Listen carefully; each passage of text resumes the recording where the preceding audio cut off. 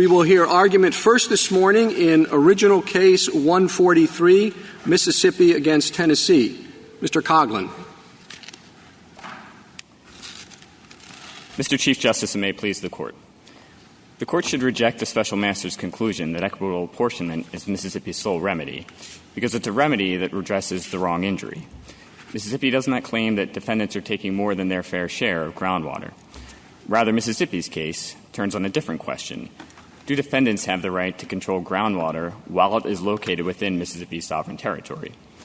And the Court has answered this question in Tarrant Regional Water District v. Herman. There, in considering an interstate surface river that had already been apportioned, the Court recognized an injury other than that of an upstream state harming a downstream state by taking too much water. Specifically, the Court recognized that one state may not divert water from another state's sovereign territory absent a waiver of that sovereignty. And here it's undisputed that Tennessee is diverting groundwater from Mississippi without Mississippi's permission. And they do so knowingly. In the 1960s, the U.S. Geological Survey warned them it was happening. But rather than stop, defendants opened new well fields within 3 miles of the border and substantially increased their pumping. As of 2014, when Mississippi filed its complaint, they had suctioned more than 400 billion gallons of groundwater across the border. They've increased the cost of Mississippi's own groundwater pumping. And by their own admission, defendants' pumping is draining an overlying surficial aquifer that record evidence indicates is pulling contaminants down into the aquifer at issue in this case. Now, the Special Master, in reaching its conclusions, asked whether the Middle Claiborne aquifer was an interstate resource. This was the wrong question to ask because the answer doesn't matter. Even if the aquifer is an interstate resource, Mississippi still possesses sole and exclusive control over groundwater within its sovereign territory, as recognized in Tarrant and ensured by the Constitution.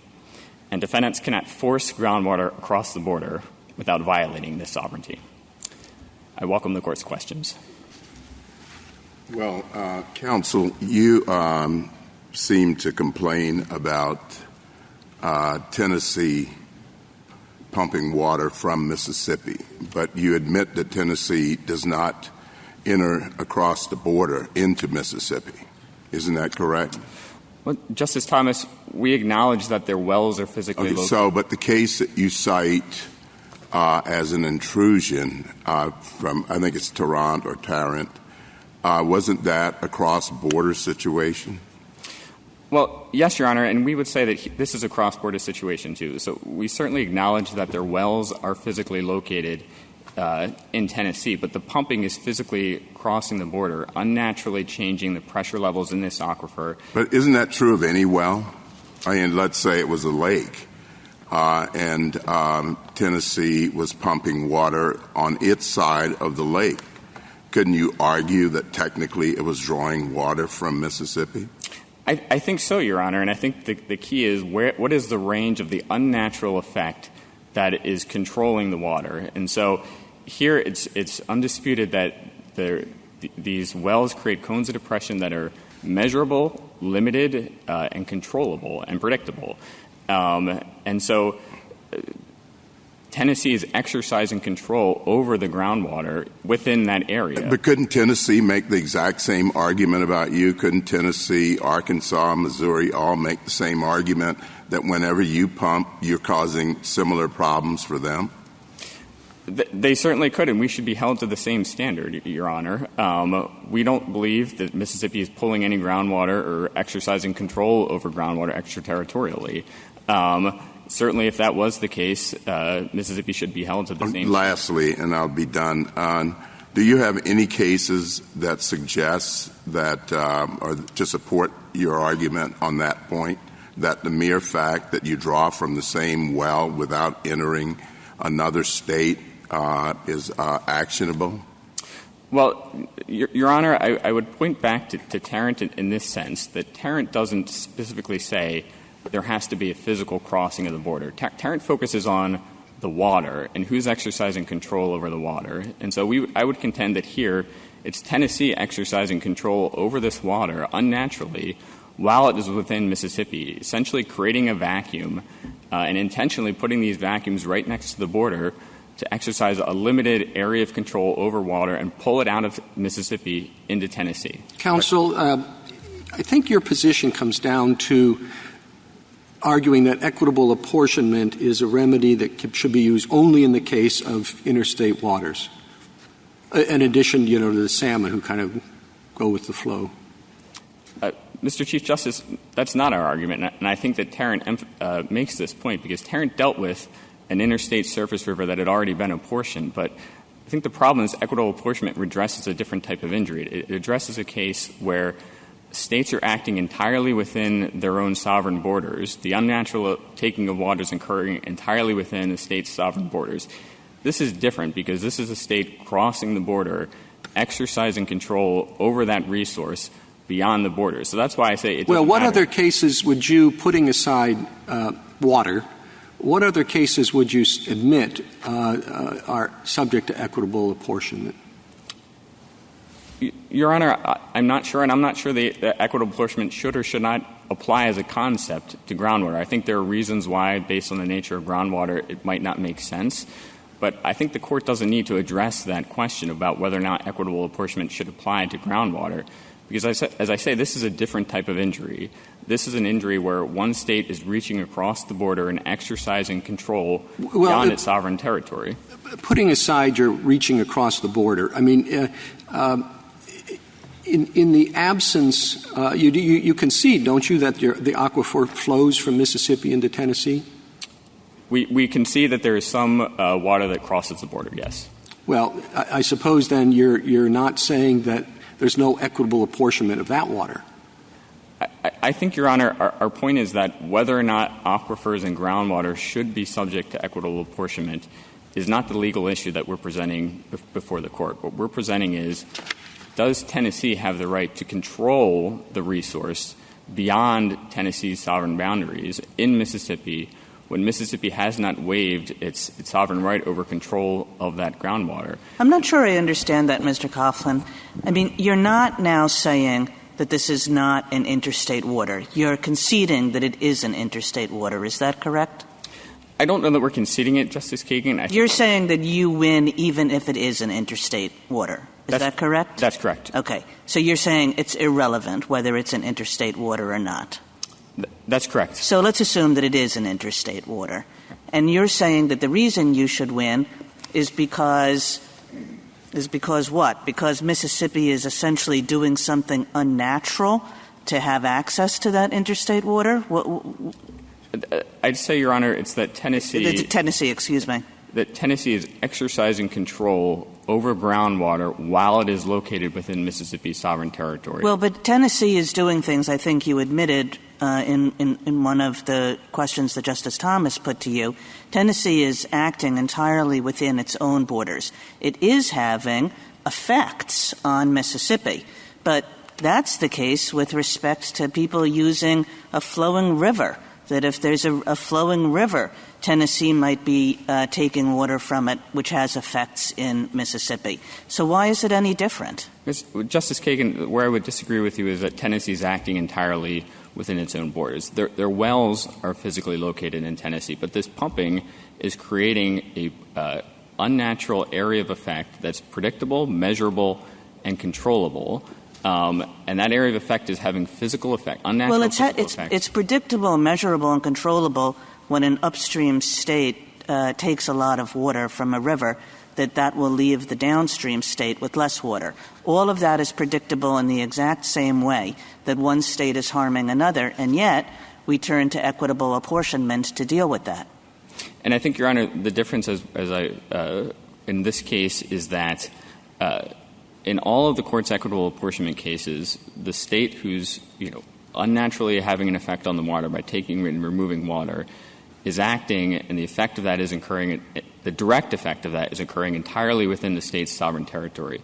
And whether or not the water ultimately doesn't reach the downstream state because it doesn't flow there is incidental, whereas here there is a direct intentional effect.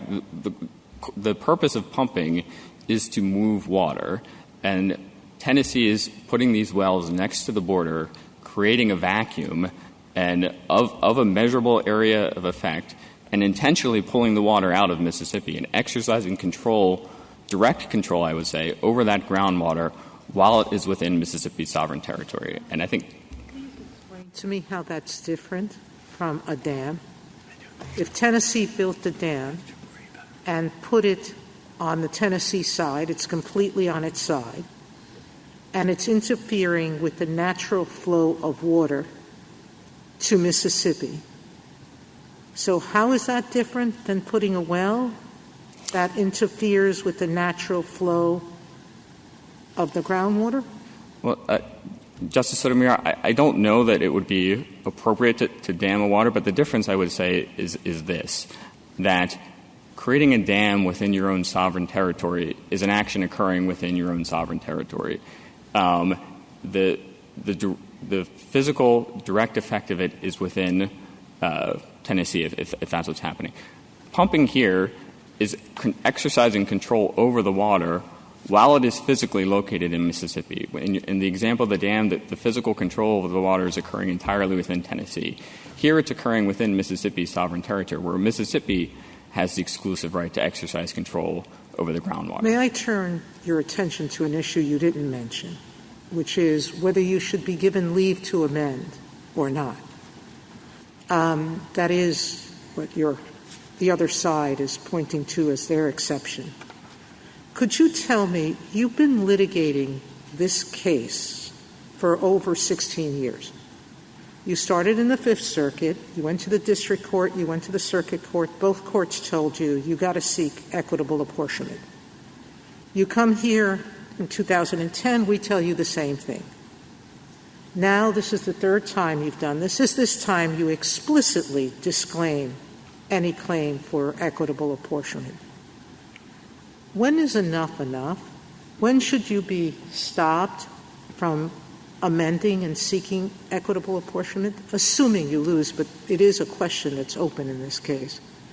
It's only an assumption I'm working from, but when is enough enough? Well, Your Honor, I think there's a recognition in equitable apportionment cases that it's prospective and it's for future injury. It's not to rectify past injury. That's part of the reason why we think it's the wrong remedy here. We also think it doesn't redress the injury over sovereign control of water. But based on the nature of the remedy and that it is prospective only, I think there's a recognition that states should always have the right to be able to pursue that remedy, and particularly here where in the interim Tennessee continues to pull groundwater out of Mississippi. I think it would be inequitable to prevent us from... Well, why shouldn't we just leave that question alone? Why should we just not decide this case, whatever the decision is, and not decide whether to grant permission or not? And assuming you finally say you're going to amend or do amend, let you figure out what's equitable at that time or not. Well, I think, Your Honor, again, setting aside the fact that we think equitable apportionment is the wrong remedy for this case. So that begs my question, which if you think it's the wrong remedy, can you plead it, number one? Will you plead it, number two? If the court disagrees with us and finds that equitable apportionment is the only remedy available to Mississippi, we would still want the option to pursue that, even if we think it would be incomplete as a form of relief. We would want to obtain whatever relief is possible for Mississippi. Counsel, you emphasized in your answers so far the concept of physical control. This is the Oxford's. In Mississippi, it's theirs to control. In the western states, they have these, wild horses or wild burros, whatever they are, and they don't obey the state lines. And they're wandering around, and let's just say they go from, New Mexico to wherever. Let's suppose that I know they're pests, I guess, in some places, but let's suppose they're a valuable resource. If they were in Mississippi and crossed into Tennessee, and Tennessee seized them at that point, would that be damaging Mississippi, or could Tennessee say, look, they're on our territory, they're under our physical control, we can exercise dominion over them, period? Mr. Chief Justice, I think if they're exercising control within Tennessee, that is distinct from what's happening here, where there's control. Well, I don't care if it's distinct from what's happening here or not. I'm just wondering if I would suggest that that's, at least in some sense, an interstate resource, Normally, under our precedents, those are subject to equitable apportionment. But you would say, under your theory, that no. Tennessee could take all the value of that interstate resource just because it happened to be in Tennessee under that particular point. Mr. Chief Justice, I don't know the answer to that question, but I think the point is this. Whatever the limits of that sovereign control are, and we're not saying here that Mississippi's sovereign control over groundwater is unlimited. Certainly Congress can place limits on it. This Court, acting appropriately, can place limits on it. Our point is that Tennessee may not limit it in Mississippi by exercising control over it while it is within Mississippi. So it sounds to me like you're not going to give me an answer on the wild horses. It's an interstate resource that goes back and forth between two different states. You seem to say that if it's in one state, that's theirs. If it's in the other, it's that state's. And I'm positing a resource that migrates between the two states because some people might think that's what's at issue here. And, Mr. Chief Justice, I apologize. Your question is whether or not Tennessee could capture all the horses. Yeah. Whoever, in the spring or whatever, they go to Mississippi, and then in the fall they go to Tennessee. And can Tennessee say, just round them up and say they're ours? While they're in Tennessee. While they're in Tennessee. I would suggest, yes, they could. Whether or not they could do so to the extent that they would preclude all of those horses from going back. Yeah, every last one they grab.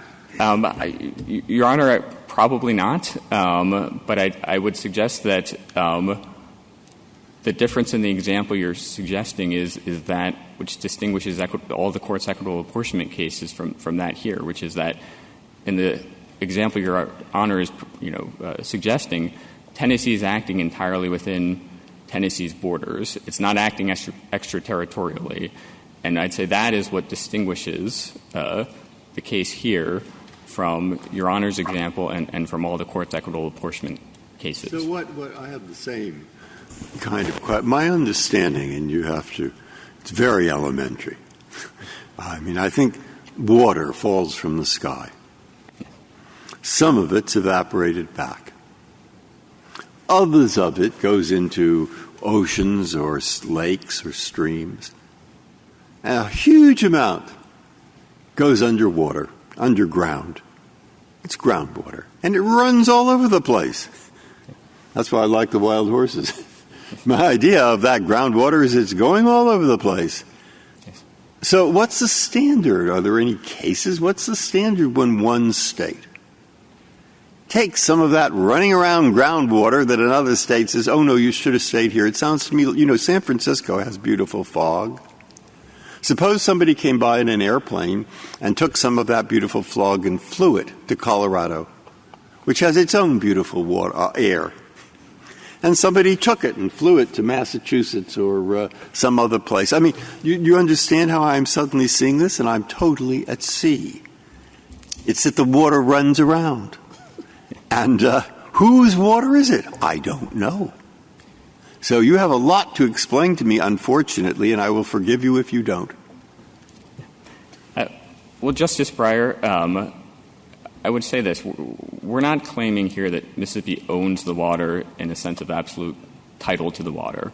What we're talking about is the right to exercise control over the resource while it is within the sovereign territory and the borders of Mississippi. And Mississippi is not trying to prevent the water from flowing naturally or to go across the border or prevent the wild horses and the Chief Justice's hypothetical from going across the border. What we're saying is Tennessee does not have a right to exercise any control over them over control over the groundwater while it is within Mississippi. And what we're proposing is that states can withdraw groundwater from within, as long as the physical effects, and this is something that's measurable and predictable, as I said, as long as the physical effects of that pumping does not encroach and affect the water and control the water outside or in a sister state. You're saying the question is whether there's an extraterritorial action. but there has not been a trespass. There has not been pumping on Mississippi's land. What there has been is actions on Tennessee's land that have a measurable and predictable effect. That is often true when it comes to water, that one can take action in one state and have effects in another state. I mean, all of our cases in this area are premised on that. So why is it any more true in this case than in any other that there's extraterritorial action as opposed to extraterritorial effects? Your Honor, because I would say that the intent of pumping is to move water and to exercise control over the groundwater in this case. And so I come back to the fact that it's measurable and predictable because that's the area over which states know they're going to be impacting and having a direct effect on the groundwater. And, what Tennessee and defendants seem to want to say is, well, if there was a pipe that crossed the border and that made a physical intrusion of space, that Mississippi would win, and this case would be different. When a pipe doesn't actually do anything to water, it's the pumping that controls the water and causes the water to move from one place to another. And so to say that, well, you need to have a pipe or some sort of physical intrusion of space for this case and this exercise of control over the water to be actionable, we think would elevate form over substance because they don't need a pipe to exercise control over this groundwater. Mr. Coghlan? I think what you're asking, or what she's asking you and pointing out, is that it wouldn't work this way if we were talking about water that was above ground. So what is your argument, and this is kind of what Justice Kagan asked you at the beginning, what is your argument for treating the groundwater differently? I mean, how much of it depends on your assertion that, well, it travels interstate but very slowly. It can take centuries to move from Mississippi into Tennessee. I mean, is it the speed at which the water moves that matters here? And if so, when is it so fast that actually it falls into the above-ground kind of category? Well, Your Honor, our view is that this principle would apply equally to groundwater, to surface water, to other types of resources. And we think that's what the Court recognized in Tarrant when it recognized this concept when dealing with an interstate surface river that had already had the remedy of apportionment applied, and recognizing that there was a different type of injury because in that case Texas was seeking to divert water and exercise control over it while it was within Oklahoma's sovereign territory. So I would posit that it does not matter that the water here is groundwater in the subsurface. The principle should apply equally, and we think the Court has found it to apply equally with surface water in Tarrant. Mr. Coghlan? Go ahead, Justice Kavanaugh. Justice Kavanaugh. The amicus brief of 8 states says that your position would, quote, inject dangerous uncertainty into established systems of natural resource management and undermine an established process to resolve disputes over a natural resource, end quote. So I just wanted to get your response to those states, which seem to suggest that your position would cause a lot of problems in how to manage these resources. Well, Justice Kavanaugh, the state's amicus is premised on the notion that there is no known duty, and we would posit there is a known duty here. The Court has recognized it in Tarrant. It's that states can only exercise control, sovereign control over a resource within their own borders. So I think what we're asking to do is for the Court to just simply extend the principles recognized in Tarrant to the case, which are known duties to the case here. And I think I would respond to the Western states by saying what would happen if Tennessee wins. And I think the danger there is what we're already seeing here, where you have both Mississippi and Tennessee pumping on each side of the border, trying to have a tug-of-war over this groundwater at issue, unnaturally draining the aquifer and damaging it if based on the nature of groundwater, if both states pumped away from the border, neither state would have any impact whatsoever on the groundwater within the neighboring state. And I think that's unique about groundwater. But Tennessee could have gotten all the groundwater and pumped as much groundwater as it wanted and had zero effect on the groundwater in Mississippi if the cones of depression were not crossing the border. And so this is an area where it's distinct from surface water because there isn't this natural leveling out of water when you take it out. There's only a limited area of effect when you're pumping in groundwater, outside of which there's no impact whatsoever on the rest of the aquifer. And I think that's a reason why conceptually equitable apportionment may not make sense to apply to groundwater, because it's not about the amount of groundwater coming out. It's purely about where that groundwater is coming from. But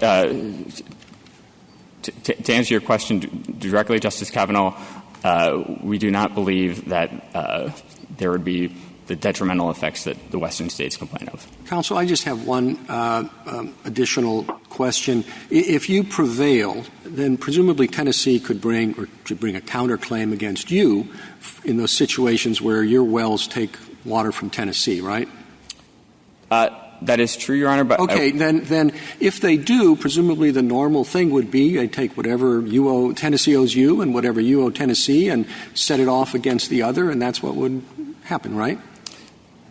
It could, Your Honor. I think that it would be a motivating factor for states to come and negotiate interstate compacts. So if it could, that starts to sound a lot like equitable apportionment. How is it different at the end of the day? Well, in the sense that it would motivate states to come and negotiate, we think it would be similar to equitable apportionment in that respect. Thank you. Justice Thomas? I have no further. Justice Breyer? Justice Kagan? I do have one quick question just to follow up on Justice Sotomayor's line of questioning to you, counsel. Suppose you fail to prevail here today. I'm wondering what we do next. The special master recommended that we grant leave to amend to add an equitable apportionment claim, but we don't actually have a motion for leave to amend before us, and we have a standard that has to be met, among other things, whether it's a logical outgrowth of the existing litigation, timeliness, as Justice Sotomayor alluded to. And I'm just wondering what you would have the court do should you fail to prevail.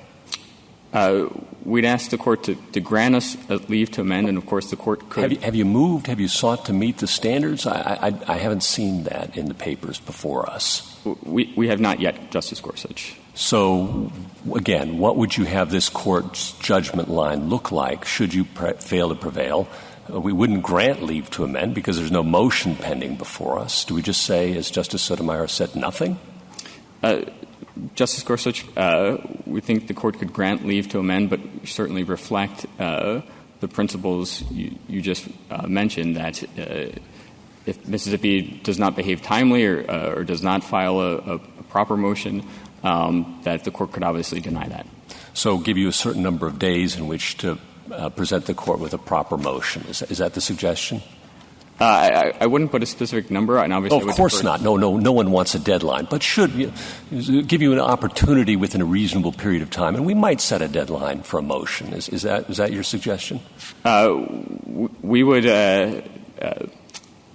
I think the court certainly could do that, and whatever number the court would feel would be reasonable, we would act within that period. Thank you very much, counsel. Justice Kavanaugh?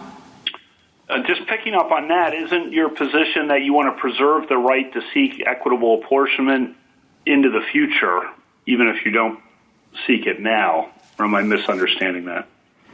I think it's both, Justice Kavanaugh. We would like the opportunity to replead in this matter, but also because equitable apportionment is a prospective remedy only, we would want the opportunity to pursue that in the future in a new action if needed. Thank you. Justice Barrett? None. Okay, thank you, counsel.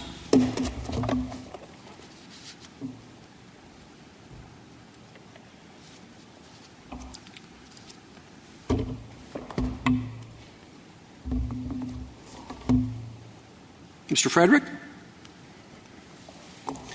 Thank you, Mr. Chief Justice, and may it please the Court. Tennessee has lawfully pumped groundwater out of the Middle Claiborne Aquifer on its side of the border for more than 130 years. The special master correctly recommended dismissal of Mississippi's complaint, but erred in suggesting that Mississippi be freely granted leave to amend. First, the equitable apportionment doctrine provides the exclusive remedy for complaints about the usage of water that flows from one state into another, and the actions in one state affect interstate water flow. Mississippi's claim for more than $600 million in damages, therefore, must be dismissed. Mississippi's principal argument in response is that the aquifer water flows slowly. But this Court has never conditioned the application of the equitable apportionment doctrine on water velocity. Here, even Mississippi's expert acknowledged that in pre-development conditions, more than 37 million gallons of water per day flowed out of Mississippi and into adjoining states. Second, the master did not consider how this case would fundamentally change if Mississippi were freely allowed to amend to plead an equitable apportionment action at this stage after disavowing an apportionment claim for the last decade. Nor did the master consider that Mississippi can show no injury at all from Tennessee's water withdrawals. The undisputed facts are the aquifer's water volume in the greater Memphis and northern Mississippi area has changed very little in the past 100 years. The aquifer is fully saturated and in a state of equilibrium, and Mississippi has increased its own pumping dramatically and can extract all the water it needs. Mr. Chief Justice, I welcome the Court's questions. Mr. Frederick, counsel for Mississippi says that if you simply moved your pumps away from the border, all would be well. What do you make of that? Well, two things. There was testimony on this at the trial. Dr. Spruill was asked that question and said that Memphis could engage in a massive relocation, and then Mississippi's other expert, Mr. Wiley, said that it would have no appreciable effect on the cone of depression. Dr. Spruill, on cross-examination, conceded that Mississippi's own pumps are closer to the border than those in Tennessee. And when Dr. Waldron, our expert, testified, he said that that pumping was causing a reversal in the change in the water flow and that Mississippi was, in fact, intercepting, that was his words, water that would have flowed from Mississippi to Tennessee in its natural state.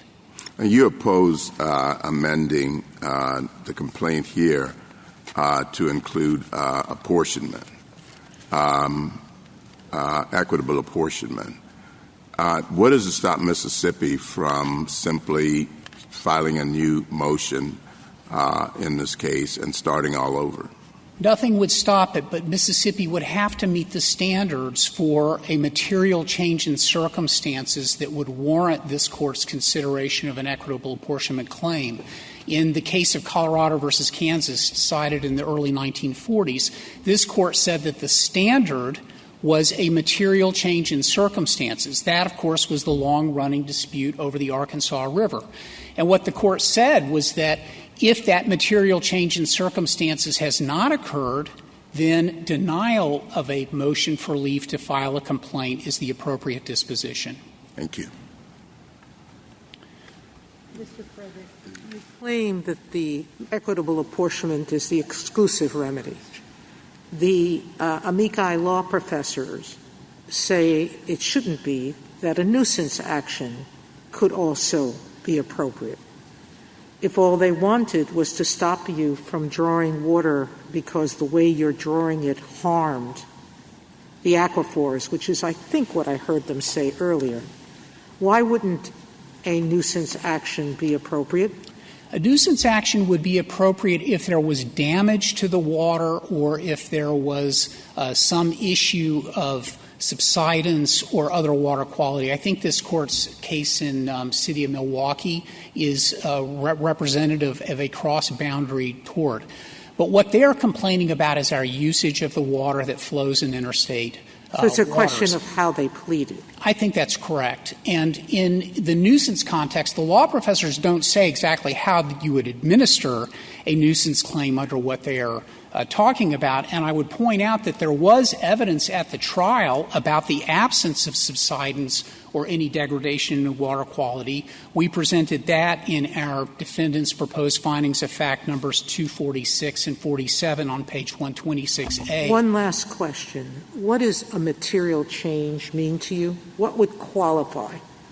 I think what would qualify is if Mississippi was able to plead plausibly and with the suggestion that clear and convincing evidence would follow, that it was unable to extract water, that it had to engage in significantly increased costs in order to pump, that it suffered a degradation in water quality, or that there was evidence of subsidence in the aquifer as a result of pumping, those would be of the type that you would measure their significance based on the classic standard.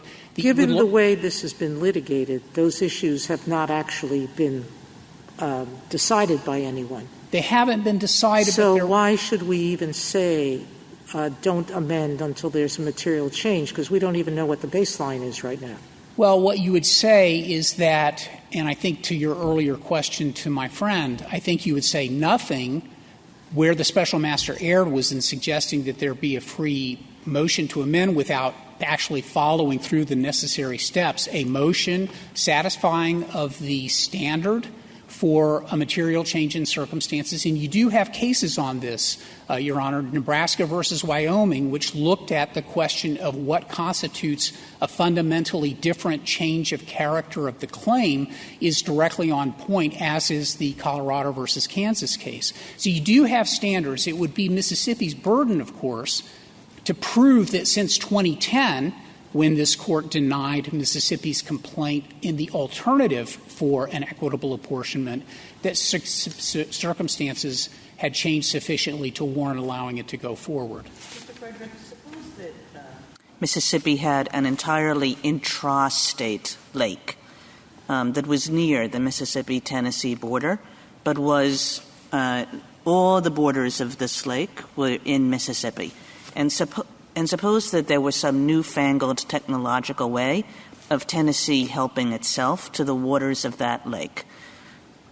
Would that be an equitable apportionment claim, or in that case would Mississippi have a different kind of action? I think it would have a different kind of action. The equitable apportionment doctrine has applied to interstate bodies of water in which there is flow, there's natural flow. And under your hypothetical, Justice Kagan, there would be no interstate character to the water. Is there such a thing as when you're dealing with groundwater, looking at groundwater and saying that it moves so slowly with the consequence of transferring so little water between these states that we should treat it as my hypothetical rather than treat it in the same way as, say, an interstate river?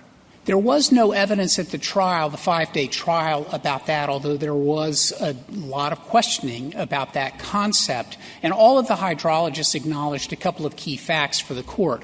One is there is no physical barrier between the water in the ground under Tennessee and under Mississippi.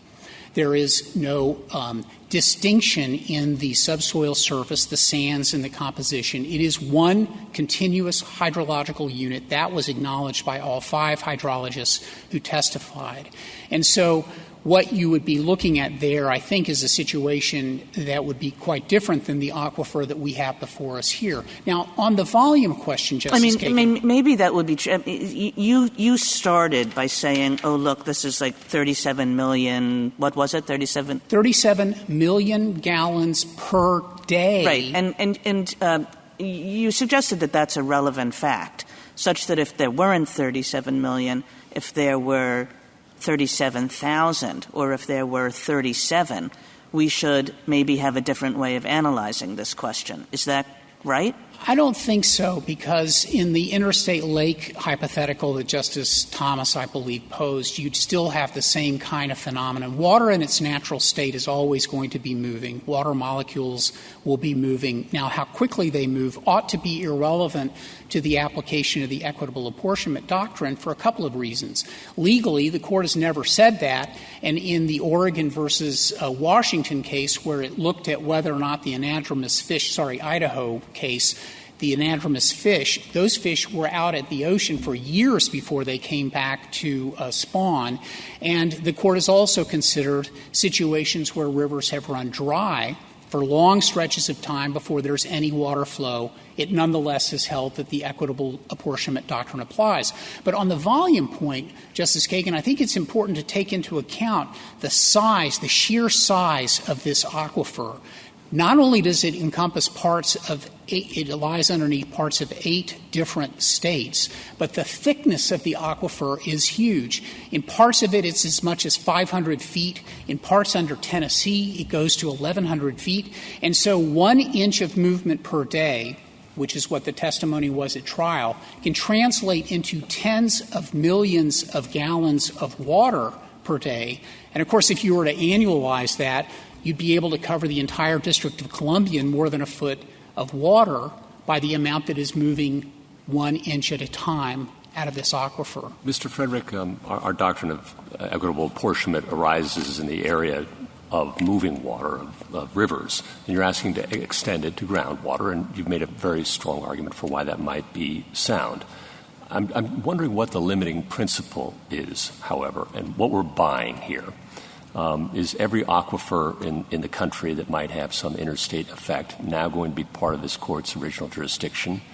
Is Justice Breyer's fog now part of the court's original jurisdiction? Is the Chief Justice's herd of wild burros, who may or may not be a nuisance, part of this court's original jurisdiction now? Well, what the court has held is that the equitable apportionment doctrine applies to natural resources, principally water, and in the one case of the fish, to the public trust doctrine. But so far it has been about moving water and the fish. You're right. I forgot about the fish. Okay. But that's part of the moving water of the salmon in the river. And this is an extension, and I'm just analytically, what are the outer bounds of it? You can sell me on how it's not a big deal. Fine, I got it. But what are the outer bounds of this principle? Where does it end? I think the outer bounds are where this court recognizes the public trust doctrine to apply.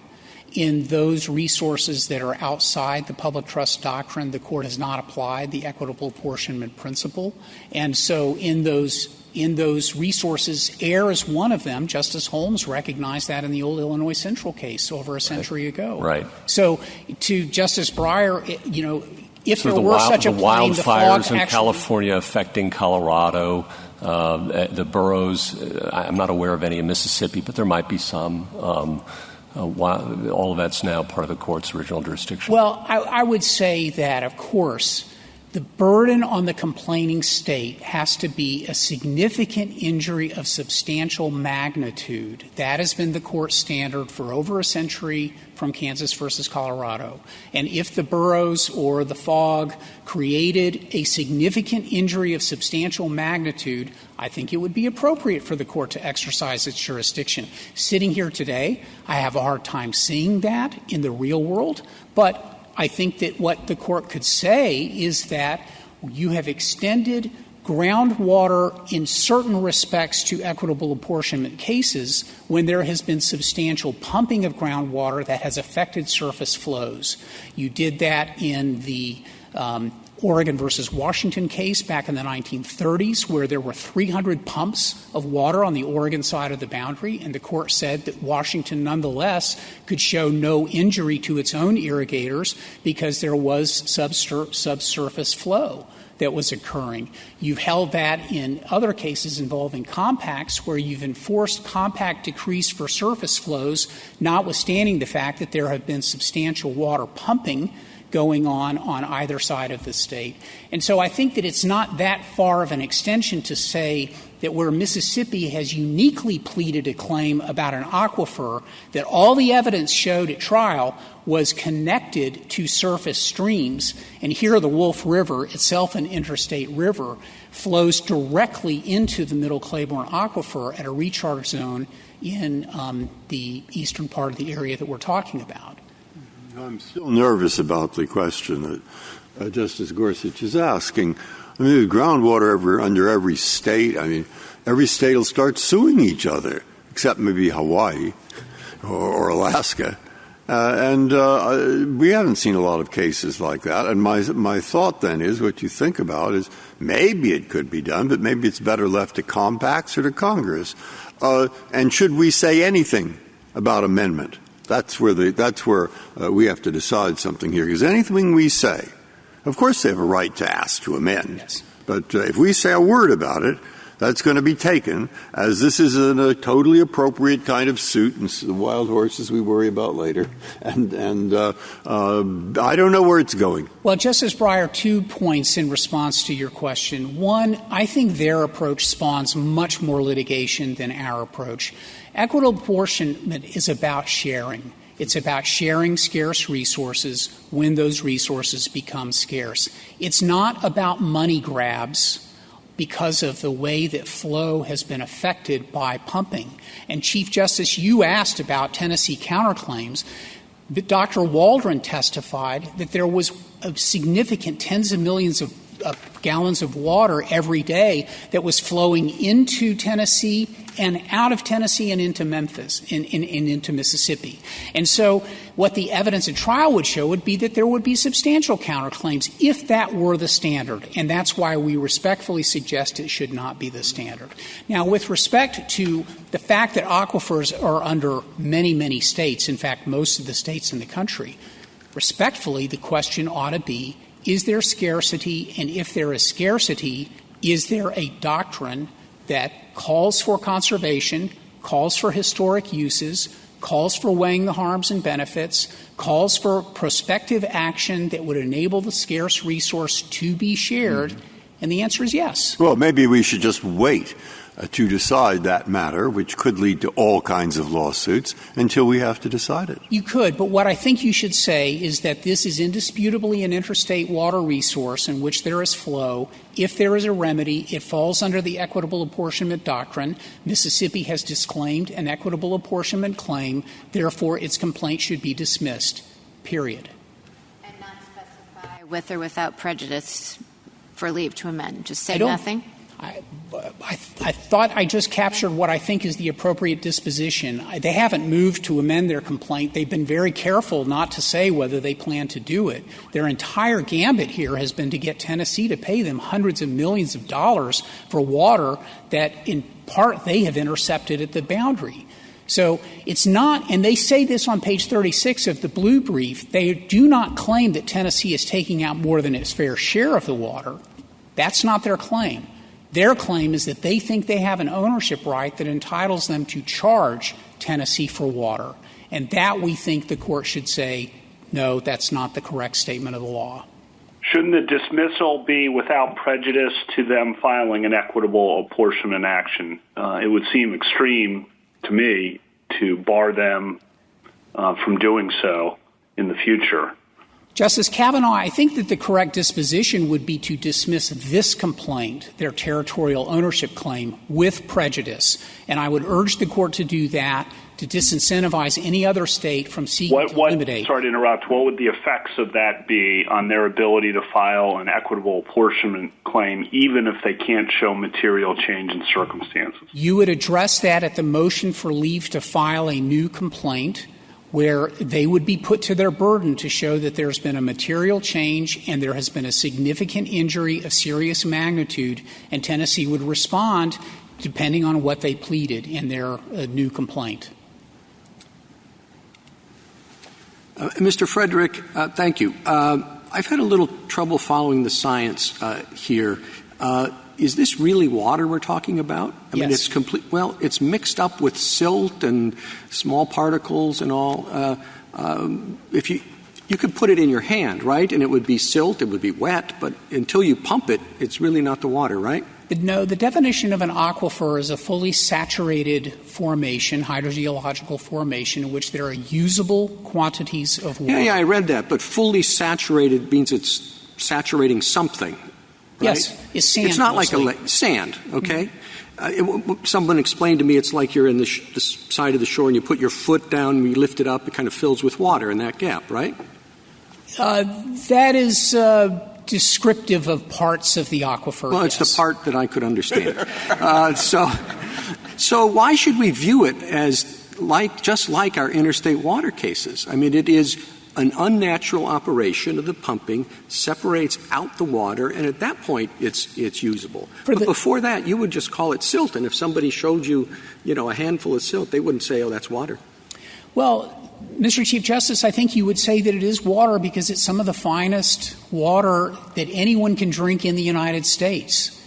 This artesian water is absolutely spectacular water that they have pumped, and they have run it over filters that filter out some of the iron and some of the other minerals, but it is very pure water, and it is delicious. And I would urge the Court to consider that aquifer, just because it is mixed in with sediment, does not distinguish what it actually is, which is water when it is pulled out, and it is not a sophisticated scientific operation to do that. Thank you, counsel.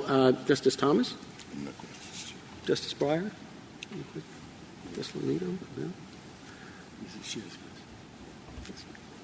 Mr. Frederick, on the question of leave to amend, just to nail that down, would you have any objection to this Court simply resolving the case as before us and saying that there is no leave to amend currently pending before us? We don't need to address it. The special master was erroneous to the extent that he suggested there was. If with that last part, Justice Gorsuch, we would have no objection to that. Okay. Justice Kavanaugh? No further questions. Justice Barrett? I do have one question. Following up on the Chief's question to you about separating the water from the silt, what if you could separate out some other thing from the silt, like some sort of mineral, and find some sort of way to pump it and pull it into Tennessee? How would that fare? Would that be subject to equitable apportionment? No, Your Honor.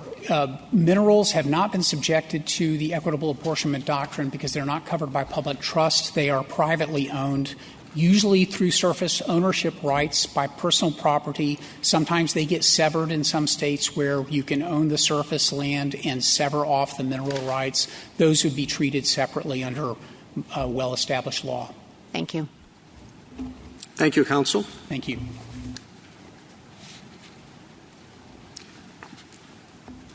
Mr. Liu? Thank you, Mr. Chief Justice, and may it please the Court. Under Mississippi's theory of this case, certain groundwater belongs to Mississippi simply by virtue of having passed through Mississippi's territory. There is no support for such a theory. Indeed, Mississippi can't point to a single jurisdiction that has ever allocated groundwater based on such a theory.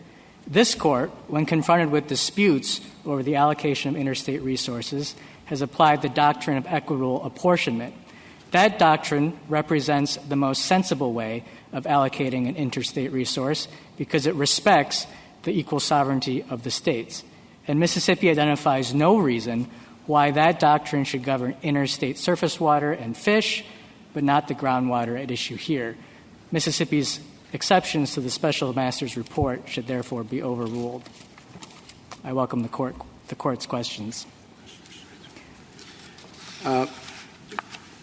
Well, counsel, you say on page 18 of your brief that Mississippi's case is indistinguishable from or at least sufficiently similar to all the Court's prior precedents because it's groundwater that it crosses across state lines and affects the other state. But there are a lot of other ways in which it's distinguishable. The fact that we were just talking about, that it's, however delicious it might be when you get the silt out of it, it's not too good when the silt's in it. And the fact that it's groundwater. And I'm just wondering, this is a case of first impression, isn't it? You really are trying to move this beyond the flowing water and the fish. Well, it's true that this Court has not addressed directly the question of how to deal with the allocation of water in an aquifer. Our point is that this Court's prior precedents have identified two characteristics of the resources at issues in those cases that justify the application of the doctrine of equitable apportionment. And in this case, those two characteristics, that is, the resource moving naturally across state lines and the fact that one state's use of the resource within its borders affects the presence of the resource in the other, those two characteristics are present here. At least they're sufficiently similar. And so while there are certainly differences between groundwater and surface water, those are the two differences that matter. And they matter because when those characteristics are satisfied, that's when the doctrine of equitable apportionment makes sense. When those characteristics exist, you're inevitably going to have a conflict of sovereign interests. Of, on the one hand, the sovereign interest of the state's right to use the water here in Tennessee. And, of course, the interest of the other sovereign to protect its citizens from whatever effects that use may have. And because one state can't simply impose its policy on the other, the doctrine of equitable apportionment does what the best we can do, which is to treat each state as an equal sovereign, take account of all their interests, put both states' interests on the balance, and then reconcile them as best as we can. Mr. Liu, suppose that instead of drilling their wells straight down, Tennessee drilled its wells like on a slant. Right. So that, in fact, the wells did cross the boundary between Tennessee and Mississippi. Is it then an equitable apportionment claim, or at that point does Mississippi have a different kind of action? Well, I want to be clear about what we think the domain of equitable apportionment is. We think this doctrine applies when one state is complaining about the other state's use of the water. So there might still be equitable apportionment. Well, that's really what Mississippi would be complaining about, right? Because it's drilled these wells and it's getting all this water. Let's say that the gravamen of the claim is really exactly the same. They're taking our water.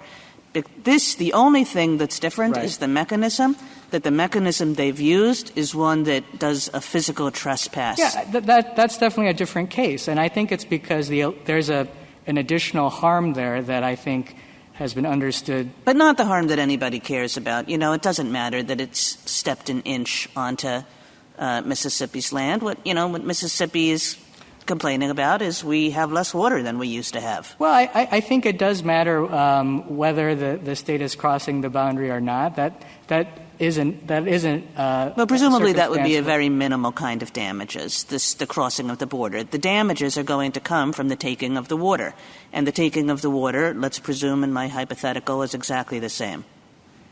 If the taking of the water is exactly the same, I think the water would still be subject to equitable apportionment. But one very important factor in how you apportion that water might be how the water was extracted. Again, I just want to be clear, there probably is room for a different kind of tort that's actionable because of the trespass. And so I'm not saying that that's somehow, not an important boundary that's literally been crossed in that case.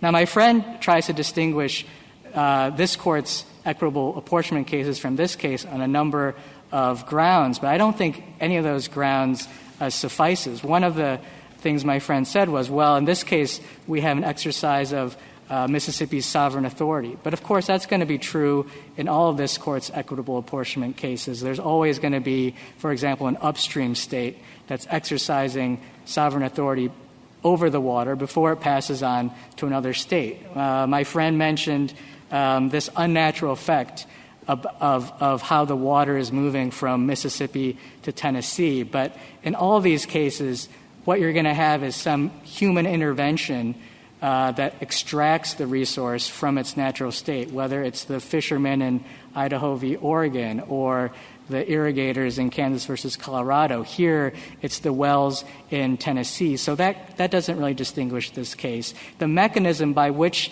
the water is moving across, that's not different in this case either. In all of these cases, the effect that one state has on the other, the mechanism is through the agency of natural laws. So in the case of a stream, it's just simple laws of physics that if you take water out of a stream, there's going to be less water downstream. Here, it's really no different. I mean, the experts have put a fancy name on what a cone of depression is, but anyone who's ever removed water from a vessel knows that when you remove the water, more water is going to flow to where you removed it, and that's simply what's happening here. The one thing my friend also mentioned was the pace of the movement.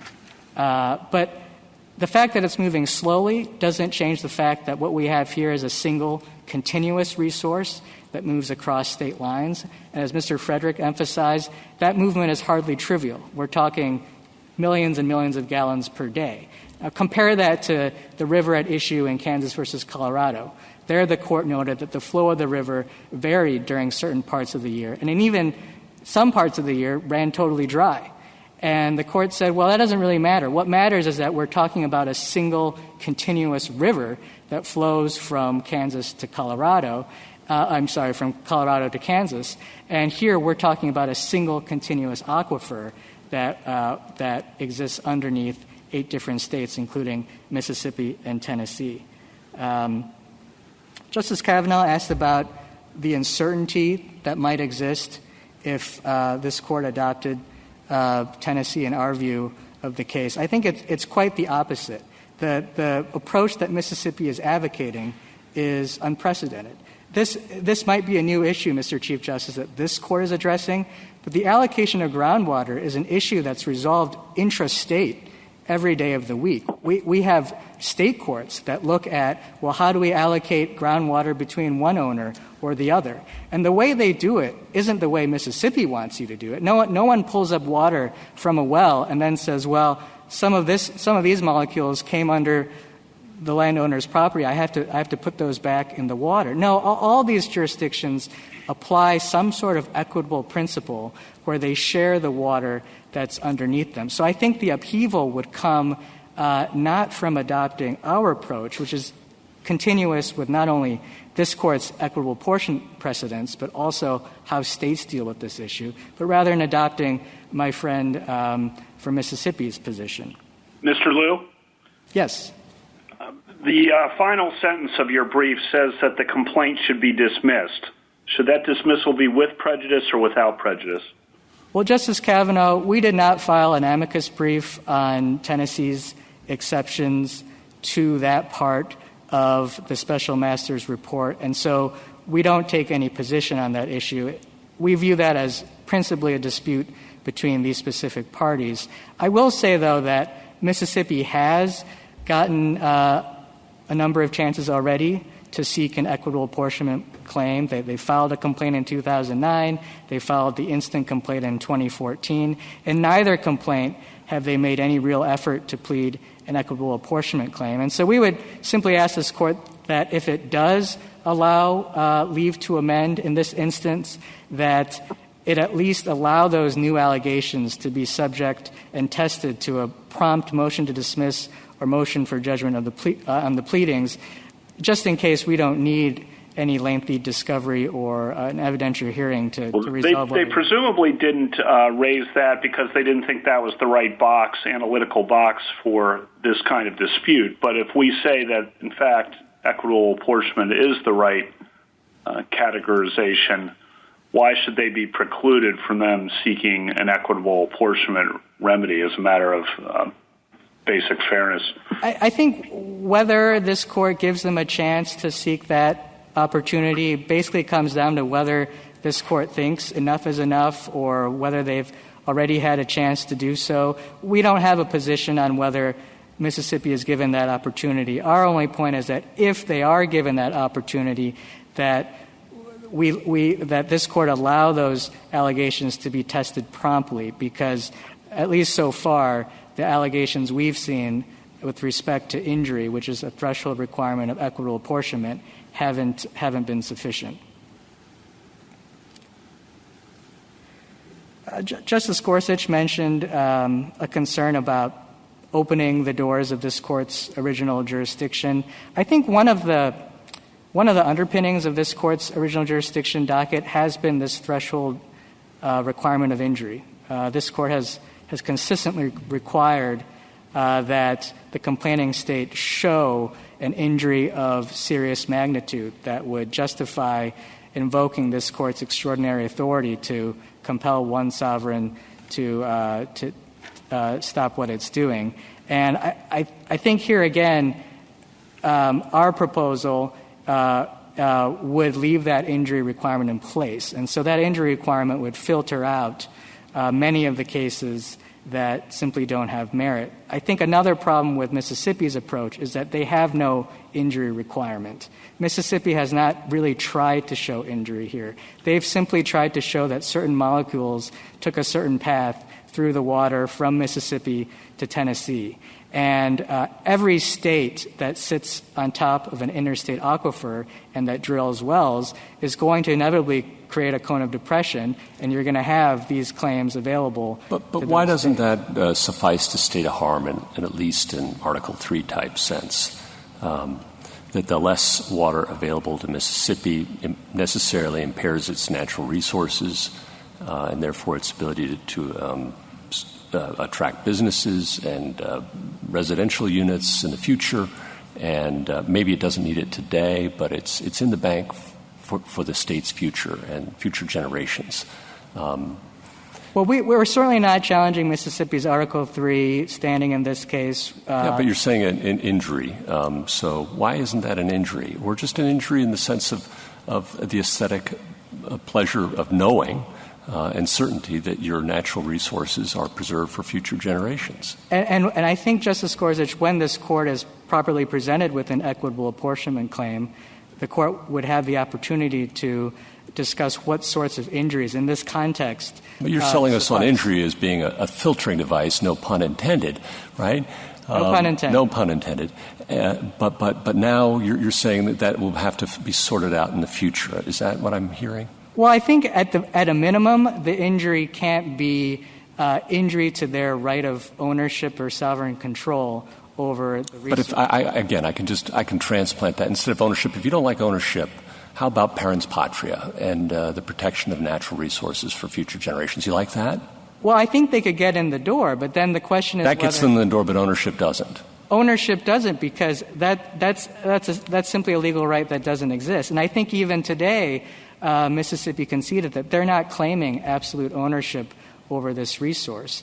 Their point in invoking sovereign authority and ownership is to sort of justify a legal theory that would in turn justify the $615 million in damages they're seeking. And my only point is it didn't take much for them to be able to allege that claim. And it's not going to take much for other states either, because these cones of depression are the inevitable consequence of any well use over an interstate aquifer. And there's nothing stopping Tennessee, if Mississippi's theory is upheld, from bringing the very next suit. So it sounds to me like the government thinks that it should be equitable apportionment because that's a better doctrinal fit, but that Mississippi very likely has a claim it can state. I doubt that Mississippi has a claim it can state. If you look at our invitation brief that we filed when Mississippi originally filed the complaint, we looked at the allegations and said in that brief that the allegations were not sufficient enough to plead a sufficiently serious injury. Now, it may well be that Mississippi has injuries now that it would like to plead. Granted, they weren't trying to plead an equitable apportionment claim in 2014, but the allegations we've seen have not sufficed. Thank you, counsel. Justice Thomas? No questions. Justice Breyer? Justice Kavanaugh, any further questions? No further questions. And Justice Barrett? Thank you, counsel. Mr. Frederick, you have rebuttal? I'm sorry, Mr. COGHLAN, you have rebuttal. Thank you. Thank you, Mr. Chief Justice. Just briefly a few points. On the suggestion that Mississippi does not have the ability to show a real and substantial injury, we certainly dispute that. And the core injury, which we pled from the beginning, I think, is an injury to Mississippi's sovereignty. That's the core injury, the fact that Tennessee is acting extraterritorially and usurping Mississippi's exclusive sovereign control over the groundwater within its borders. We think that in and of itself is a sufficient injury as recognized in Tarrant. But we have others. It's certainly the case that Mississippi's the cost to Mississippi to access the groundwater has increased. Dr. Sproul, Mississippi's expert, talks about this in the hearing transcript on pages 212 to 214, that there's greater cost because the water levels have dropped as a result of this pumping. So while they may, in theory, be able to get the same amount of water, as Mr. Frederick said, that comes at a greater cost. More importantly, there's a suggestion that there's no indication that there's any harm to the water. The record evidence suggests otherwise, too. Defendants acknowledge at defense finding of fact 156 that their pumping is draining an overlying superficial aquifer. And both the U.S. Geological Survey and Mississippi's expert, Dr. Sproul, have testified that that's pulling contaminants down into the aquifer at issue here, which is where both states get their drinking water from. So we think that's a real and substantial injury. And these issues have not fully been explored because of the way the special master set up the proceedings. Mississippi did not have a chance to fully build a record on these points, but we do think that there's sufficient evidence there. Justice Kagan, you asked whether the case would be different if some of these wells physically intruded by an inch across the border. And I think your question demonstrates why that shouldn't matter, because even if it is an inch but all the damage and the injury is the same, it really kind of elevates form over substance. And I turn back to Tarrant. Tarrant did not talk about there being a physical violation or invasion of space. Tarrant talked about a proposed diversion of water and exercising control over the water in that case. And I think that's where the injury was considered there, and that's where the injury is here, that Tennessee is exercising control over groundwater while it was within Mississippi. And just finally, if the court wants to consider applying equitable apportionment to groundwater, which we don't think it needs to answer that question to rule in Mississippi's favor, I would contend it doesn't solve the problem because of the nature of groundwater. Extracting groundwater has a very limited area of effect, so you can't just apportion it and say each state gets a certain amount of water. Tennessee gets 5 billion gallons, Mississippi gets 5 billion gallons. Where that water is coming from, and specifically with relationship to the border, matters because Tennessee, as we've said, could get all the groundwater at once, could pump as much as it wants, and have no impact whatsoever on Mississippi because of the nature of groundwater. So I think simply apportioning it without taking into consideration the border will not solve the problem, and that's why we contend that's what this is a different injury and requires a different remedy. And so ultimately we think Tarrant addresses the case that we have here. We don't think the court needs to pave a new law to rule in Mississippi's favor. We believe they just need to extend the principles recognized in Tarrant to the case here. Thank you. Thank you, counsel. The case is submitted.